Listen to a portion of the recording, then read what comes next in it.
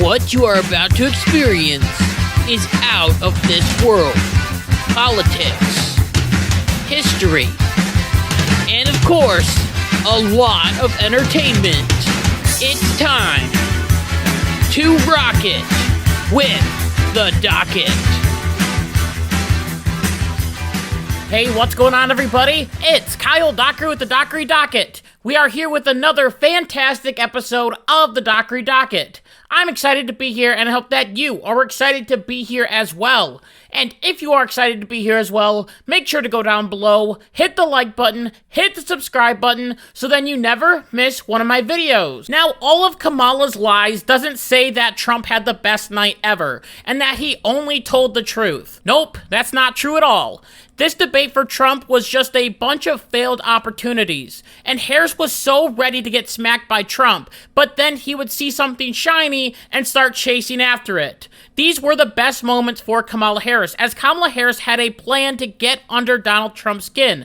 And guess what? It actually worked, as Harris mentioned Trump's rallies, and Trump just couldn't help himself but jump in on it. And what you will also notice is that people start leaving his rallies early, out of exhaustion and boredom. And I will tell you, the one thing you will not hear him talk about is you. You will not hear him talk about your needs, your dreams, and your desires.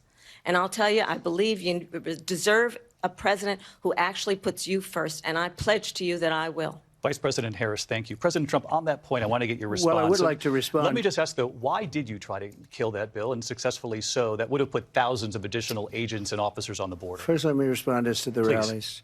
She said people start leaving. People don't go to her rallies. There's no reason to go. And the people that do go, she's bussing them in and paying them to be there, and then showing them in a different light.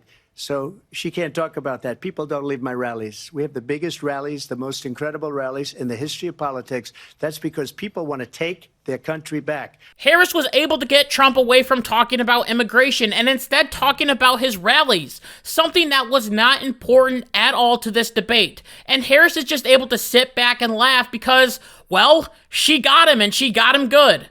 And this happened again when Harris mentioned Trump's money. Take a look at this. Knowing not everybody got handed $400 million on a silver platter and then filed bankruptcy 6 times is a value that I bring to my work, to say we are going to work with the private sector and home builders to increase 3 million homes, increase by 3 million homes by the end of my first term.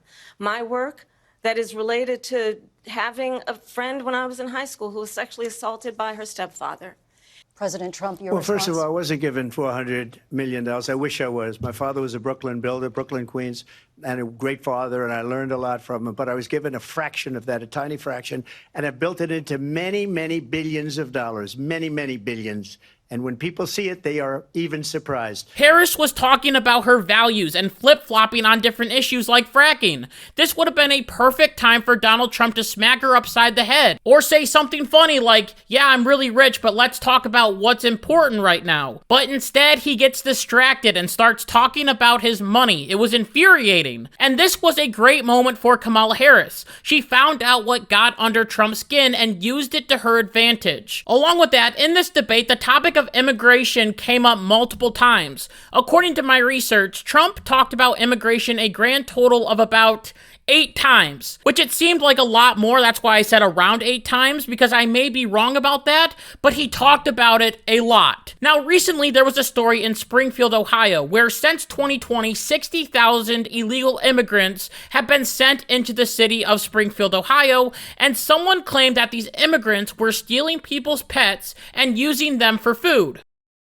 And look at what's happening to the towns all over the United States. And a lot of towns don't want to talk. It's not going to be Aurora or Springfield.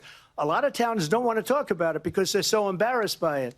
In Springfield, they're eating the dogs, the people that came in. They're eating the cats. They're eating the pets of the people that live there.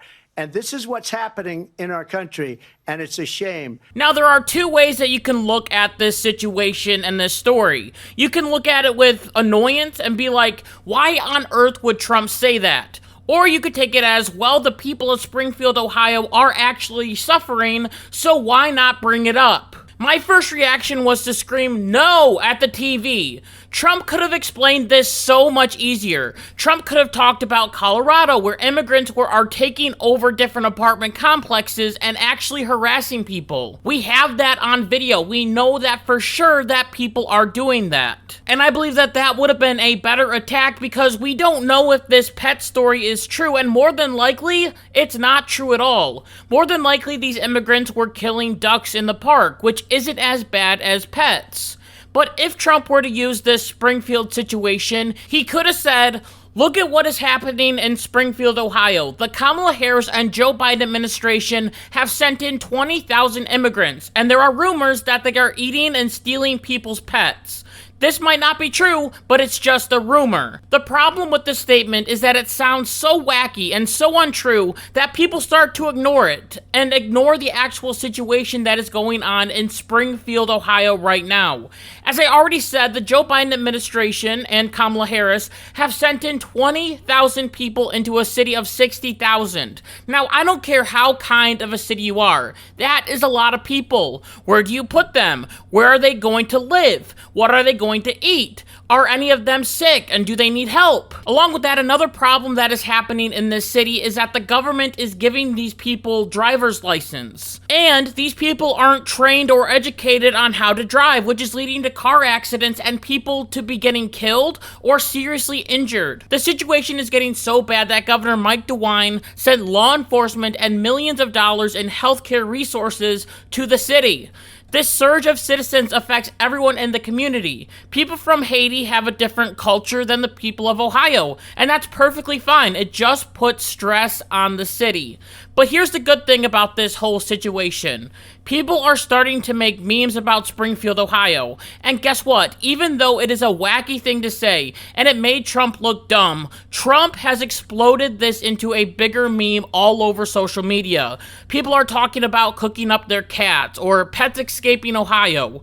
People are now making songs where Trump is talking about eating the dogs, eating the pets. Now, an interesting thing about meme culture is even if you are making fun of someone, people might think it's true, or get so curious that they go and look it up to make sure that the things that they are seeing on the meme are actually true. And the thing is, these people eating the dogs, eating the cats, may not be true, but this immigration crisis is serious and very true. And if people are looking it up, they will see just how terrible a situation it is, and that we need to somehow fix it, and hopefully they can see that Joe Biden and Kamala Harris are the ones that are causing this issue. So honestly, this whole eating the dogs, eating the pets thing wasn't really the best moment for Donald Trump, and I thought that this was going to hurt him a lot. But now that I've thought about it, I don't think it will hurt Donald Trump at all. I just wish that he would have explained it better, or he would have talked about a different situation where we had more facts about that situation. That's all. Honestly, this debate wasn't the best. I think that the moderators were absolutely terrible, always fact-checking Trump and never fact-checking Harris, even though, as I pointed out in this episode, she lied a lot, but the moderators didn't care. Trump was pressed a lot during this debate. He was continuously asked if he would veto an abortion ban, even though Trump said twice that he doesn't want to have an abortion ban. He was also pressed about the Ukraine war, asked if it is in the United States' best interest for Ukraine to win. And Trump simply says that he doesn't want people to die and he wants people to stop dying, and then talks about how he can try and get Zelensky and Putin together to try and make a peace deal somehow. This answer wasn't good enough for David Muir, so he had to ask him again. But we have a president, Mr. President, that doesn't know he's alive. Your time is up. Just to clarify in the question, do you believe it's in the U.S. best interest for Ukraine to win this war, yes or no? I think it's the U.S. best interest to get this war finished and just get it done. All right. Negotiate a deal, because we have to stop all of these human lives from being destroyed. I want to take this to... This never happened with Harris. The moderators would ask her a question, she would speak, and then they would move on. She would dodge questions like Trump dodged bullets in July, and the moderators didn't ask for a follow-up or go deeper into the questions. The media is supposed to be objective, but for this debate, they weren't, and it is honestly disappointing. No one wants to watch a debate when it's 3 versus 1. They want a fair debate where the candidates can really share their ideas to the American people. But I will stress that this has happened to Trump in every single debate. The moderators always attack him, so it's not surprising. And now I'm hoping that the next debate with J.D. Vance and Tim Walz will be a lot better, but I definitely have my doubts. But considering this debate, I am pretty sure that most people came out with the assumption that Kamala Harris won. And I think that is the right assessment to make. She looked better on stage, she looked more poised, and she was able to get under Donald Trump's skin. But a lot of people are missing the fact that during this debate, she didn't flesh out her ideas very well. People are still confused on what her policies actually are and how she will implement them. Like, you can say opportunity zone multiple times, but you have to explain what that means. You have to explain what happens in an opportunity zone. Also, you can claim that you started in the middle class all you want, and that you care for the middle class. But what policies are you going to implement to help lower grocery prices? What about her tax policy? If she wins, am I going to get a tax cut, or am I going to get a tax hike? And how will that affect the stock market, my 401k, and my retirement? All of these Kamala Harris ignored, and it was brushed over by the moderators talking about January 6th, and not giving Kamala Harris any follow-up questions. This is why after the debate, a CNN flash poll claimed that, well, Kamala Harris won it. But looking deeper, you can see that there was some good news for Donald Trump.